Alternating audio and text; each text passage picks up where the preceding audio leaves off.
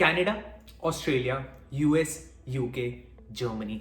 ये 5 कंट्रीज वो हैं जहां पे हर एक जाना चाहता है, at the end of the day settle होना चाहता है या पढ़ने जाना चाहता है। एंड मेजर कंफ्यूजन इन्हीं 5 कंट्रीज में होती है।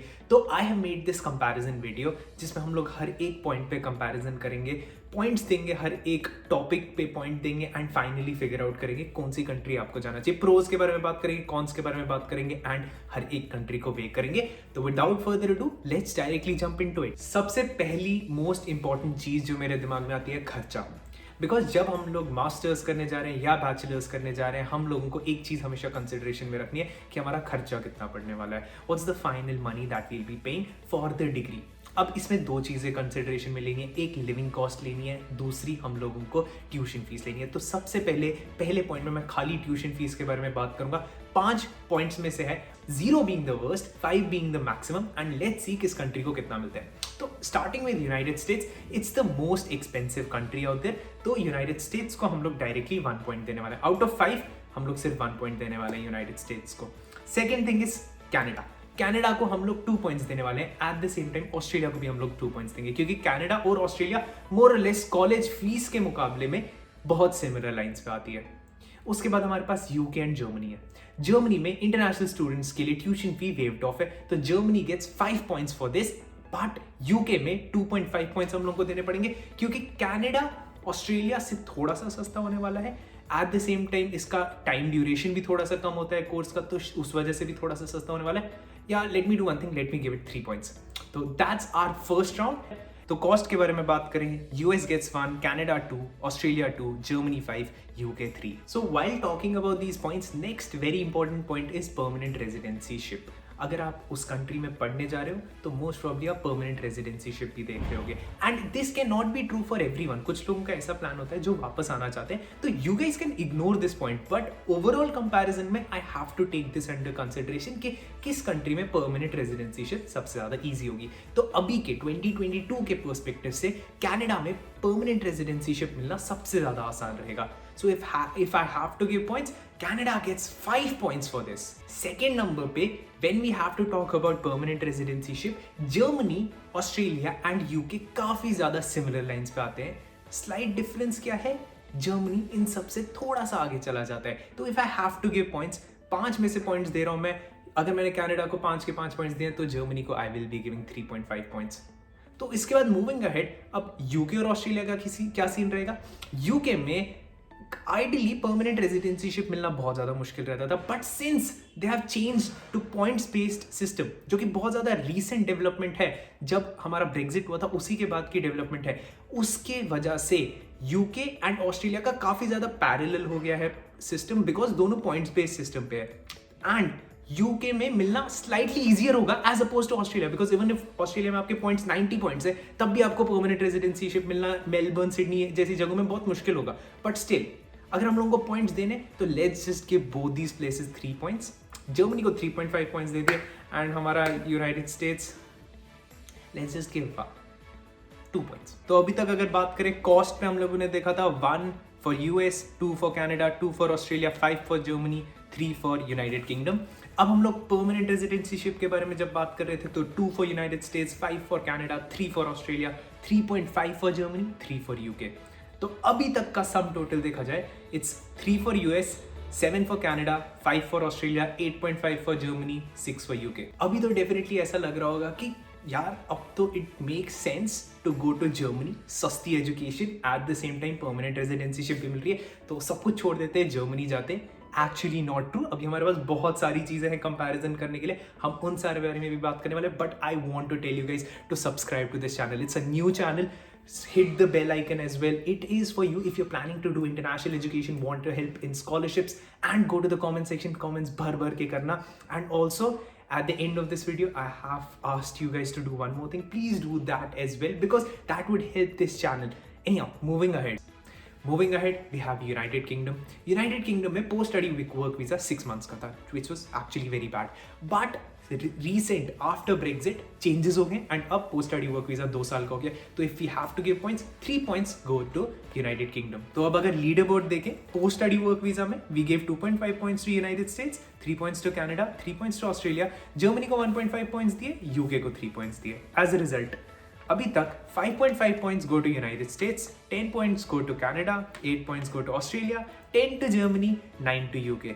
अब तो ऐसा लग रहा है कि कनाडा और जर्मनी के बीच में कंपटीशन चल रहा है. अब नेक्स्ट राउंड में देखते हैं how we can make this more interesting. Next point is weather. अब बहुत सारे लोग सोच रहे हैं मुराद सीरियसली वेदर के बारे में अब आप डिस्कस करने वाले हो. हाँ यार, वेदर के बारे में डिस्कस करना जरूरी है बिकॉज हम लोग कनाडा को बहुत ज्यादा आगे ले जा रहे हैं, कनाडा को बहुत ज्यादा पुश दे रहे हैं. बट कनाडा की सबसे बुरी बात यही है वहां पे एक्सट्रीम वेदर्स होने वाले हैं. 11 महीने का विंटर्स होता है किसी किसी जगह पे एंड किसी किसी जगह में बिल्कुल बहुत छोटा समर होता है. तो कनाडा के बारे में अगर हम लोग वेदर के बारे में पॉइंट्स थे, फर्स्ट ऑफ ऑल वेदर को again 3 points, not a very important thing to be discussed about, but yes किसी किसी के लिए बहुत ज़्यादा इंपॉर्टेंट हो सकता है, तो आप इस 3 को ज़्यादा वेटेज भी दे सकते हो.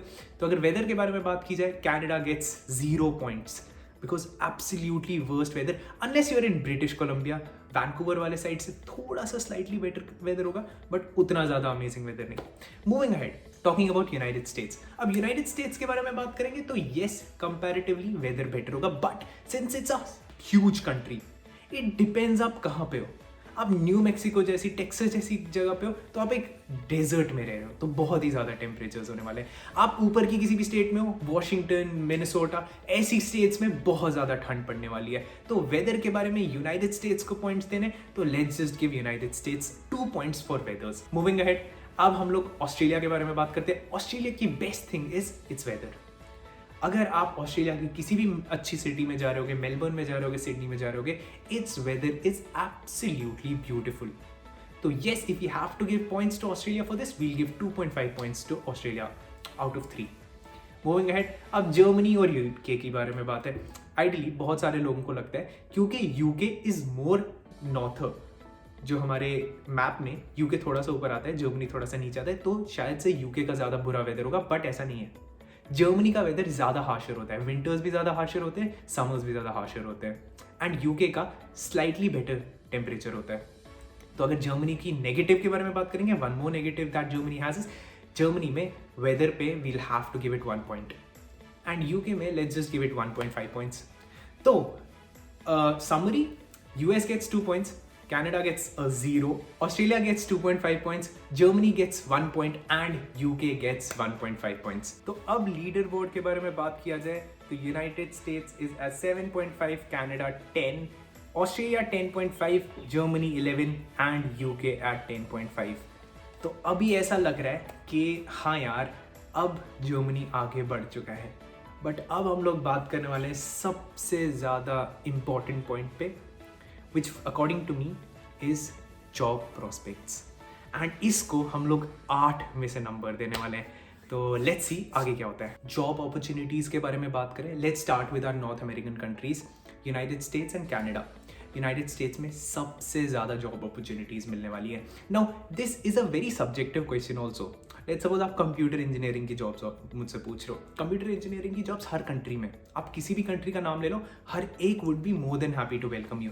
बट देन आप नर्सिंग की जॉब्स ले लो तो मोस्ट प्रॉब्ली बहुत सारी कंट्रीज आपको उतनी ज़्यादा वेलकम नहीं करेगी. लेट्स सपोज आप फाइनेंस की जॉब्स ले लो या मैनेजमेंट की जॉब्स ले लो तो उतनी ज़्यादा आपको वेलकम नहीं करेगी. तो उनके लिए स्पेसिफिक अलग अलग वीडियोज़ मैं बना के रख रहा हूँ. जैसे फाइनेंस का वीडियो यहाँ पे आपको मिल जाएगा, जर्मनी के फाइनेंस का वीडियो, बहुत सारे वीडियोज़ ऑलरेडी बन चुके हैं. तो येस अगेन सब्सक्राइब गाइस, अगर अभी तक नहीं सब्सक्राइब किया तो फिर से सब्सक्राइब. बट येस अगर हम लोग जॉब अपॉर्चुनिटीज़ के बारे में बात करें, out of 8 points, United States gets 7 points because getting a job in United States is way much more easier and the packages that you get after those jobs are amazing. So yes, United States gets 7 points, but at the same time, Canada, out of 8, we'll give it 4 points. Yes, that there is a huge difference between Canada and United States when it comes to jobs. Canada में definitely काफ़ी सारी jobs हैं, but nowhere close to United States. At the same time, nowhere close, इनके packages भी बिल्कुल भी close नहीं है. तो there is a huge difference between Canada and United States in terms of job opportunities. If you are in that place, अगर आप internationally apply करो, that's a different thing altogether. Then getting a job in Canada is way much more easier. That's a different thing.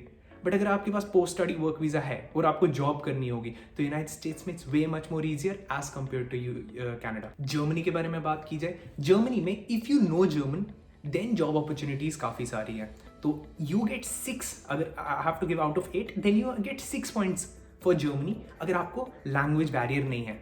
No, language barrier Germany में आता है, अगर आप फिर से कंप्यूटर इंजीनियरिंग की जॉब्स के लिए जा रहे हो तो नहीं, it's fine even if you do not know German, but still highly recommended कि आप जर्मन सीख कर जाओ।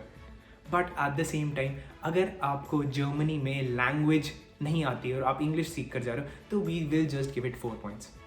तो 6 अगर आपको लैंग्वेज आती है, 4 अगर आपको लैंग्वेज नहीं आती है। If I have to give it an average, weighted average निकाल के, तो I will give it 4.5 because German सीखना is also tough and yes language that is another point we'll have to take under consideration, वो अभी हम लोग video में लेने वाले हैं। तो 4.5 गोज टू जर्मनी। अब हमारे पास बचे हैं ऑस्ट्रेलिया एंड यूके। ऑस्ट्रेलिया में जॉब अपॉर्चुनिटीज़ काफ़ी अच्छी हैं, यूनाइटेड किंगडम में भी जॉब अपॉर्चुनिटीज़ काफ़ी अच्छी हैं, बट यूनाइटेड किंगडम में डेफिनेटली थोड़ी सी ज़्यादा जॉब अपॉर्चुनिटीज़ आपको मिलेंगी। तो to give it in numbers, quantitative terms में, let's give Australia 5 and United Kingdom 5.5। तो अगर फाइनल कॉम्पोजिट देखें, हमारे पास आता है United States at 14.5, Canada at 14, Australia at 15.5, Germany at 15.5 and UK at 16। तो जो अभी तक हम लोग देख रहे हैं कैनेडा की सुप्रीमेसी कहाँ पे आकर खत्म हो गई, जॉब अपॉर्चुनिटीज पे आकर खत्म हो गई। This video gets 500 likes, I'll definitely make a 2.0 video for this.